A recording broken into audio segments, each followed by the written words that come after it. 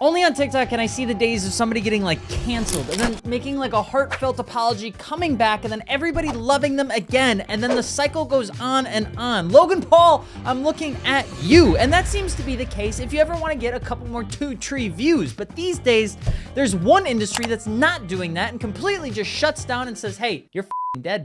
And that is the automotive industry. There are times where cars, sometimes they just come out at the wrong time, the wrong place, and sometimes the wrong budget, and the result is that they die. The manufacturers kill them off, and I believe that some of these cars deserve second chances. So I'm AlexMartini with 2 underscores on Instagram, and today we're talking about cars, because I don't think that's fair. Some cars deserve second chances, which if you have a favorite car that's been discontinued that you don't agree with, drop it in the comments below, because I do want to hear what your thoughts are. I've got a few, okay? I'm gonna start off with one that you 100% have never heard before. Sometimes companies make mistakes, and for Mazda, they're one Miata away from discontinuing everything that makes them fun, because back in the day, they had something called a Mazda MPV. It was made from 1988 to 1999. It was a rear-wheel drive platform with selectable 4-wheel drive, baby. That was in a Mazda. Look at this thing. Look at how cool it looked. It had a 6-speed manual transmission and had traditional hinged doors. You wanna know what made this really messed up? Is that it was featured as Car and Driver's 10 Best list,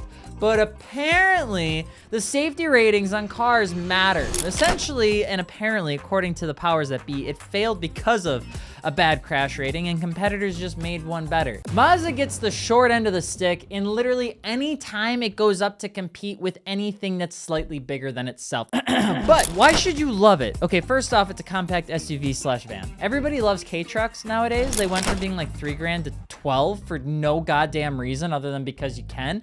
And it is tough to actually get one nowadays that will be titled as a vehicle. But you can get this thing to be just enough buggy, just enough off-road fun that I think would actually look pretty cool. Now, Mazda has made some weird decisions in the past. Sometimes they've just ran on good luck. Dodge, on the other hand, makes a lot of really bad decisions, but still has enough money to pull through because they have the town and country. And that could not be more correctly stated than the perfect vehicle they gave us and then ripped out of our nice, cold, delicate hands than the Dodge Caliber SRT4. If a knee replacement was a car, it'd be the Dodge Caliber. There was something weird that was going on with Dodge back in the early 2000s. I didn't really understand it that much because I was young, but you look back and you're like, that's a car made of mostly plastic. So the replacement of the SRT4 was the Dodge Caliber SRT4. Now, the Caliber came with a 2.4 liter dual overhead cam, turbocharged inline 4. This thing was awesome. It had a gear track, 6-speed manual transmission, 19-inch wheels. The engine was called the Warhawk. It was also front-wheel drive. Okay, this was replaced by the Dodge Dart. The Dart is a thing, it's like the person that always comes with, you probably would never invite, but you don't want to be rude. That's the Dodge Dart, okay? Why did this car fail? Why did the Caliber fail? Well, first off, it had 100,000 units sold in 2006. And in 2011, they ended up selling 35,000 in 2011, and Dodge just decided to retire that and replace it with an even cheaper model known as the Dodge Dart. But here's why you should love it. It has everything you want. It is the budget Type R, okay? Get used to it. It's got a plastic Dodge interior. Sure, it's front-wheel drive, but it's still a ton of fun. And I think this one's probably still the best bang for the buck you can buy. Now, if you know anything about Alexmartini, there's one guilty pleasure above all guilty pleasures. My dear friends, my ladies and gentlemen, that is big fucking VIP cars. Huge, gigantic European vehicles with more technology from 1974 than a 2023 Roku TV. This thing is stacked. Old Mercedes were the bomb.com, but there was somebody out there that made something even more insane that completely flopped. It was a brainchild of a man by the name of Ferdinand Peach. He, my good friends, was the CEO of Volkswagen. This is the same guy who brought on key successes like the Porsche 917, the Bugatti Veyron. The car I'm talking about is the Volkswagen Phaeton. It was a car I wanted when I was 18, and when they were used, they were $18,000 in 2012. 10 years later, they're still $18,000. Now you might be saying, Alex, that must mean it's a great deal. I should pick one up right now. You should not buy this car. You should not. There are red flags in every front Friday night bar you're gonna go to, and you'll still try to hit it. This is a red flag you will not win, because this car, it will destroy you.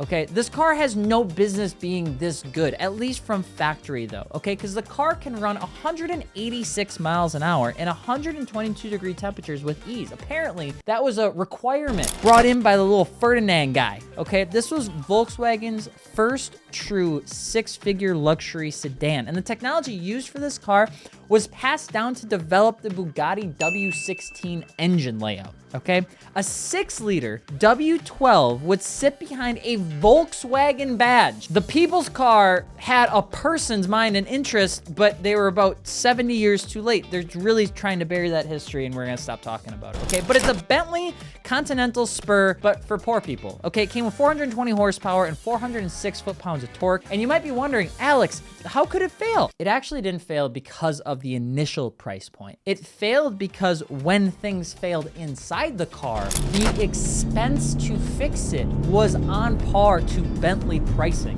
It was so bad to repair anything on this car, and because most of the issues on this car were electrical, every single time something went wrong with it, it had to go to a certified dealership because nobody else would touch it. It was impossible to work on, which meant if you have a used one, the price of repairing things is insane. Should you love it? And the answer is yes. You should absolutely love this walking red flag, this walking toxic relationship, because they're dumb builds all over the internet, okay?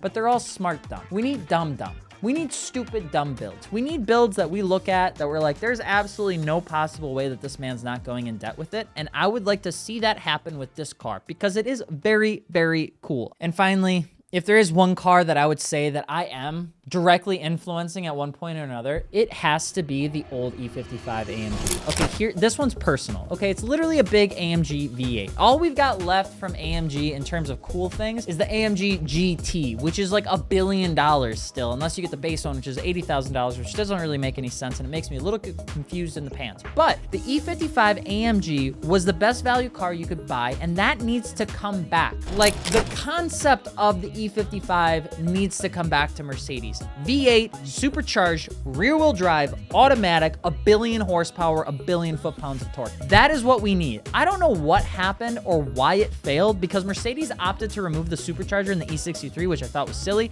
but I think that began its ultimate demise. I think one of the weirdest things for me is it felt like Mercedes-Benz went really like dodgy with the interior, and then they started to pull back on certain things, likely because of the EPA. But I never really liked the new interiors on the Mercedes-Benz because they had some things that I really liked, like the little underlighting. That felt cool. I felt like I was in Cyberpunk 2077, and like the stereo speakers that would like pop up and then go back down until I realized that if they break, that's got to be a disaster. But like they got rid of the V8 supercharged, then they got rid of the V8 altogether. Like they don't even have the fun big engines anymore. And I'm not sure why they went away from the V8s, but like the reason enthusiasts bought AMGs was because of the power plant. And now that they got rid of it, I think it's just stupid. So should you buy one? Like, should you buy an E55 AMG? You absolutely should. I think they're perfect. Okay, but what are some cars that you truly think deserve second chances? I really don't care what they are, but you have to explain why. Why did I make this video?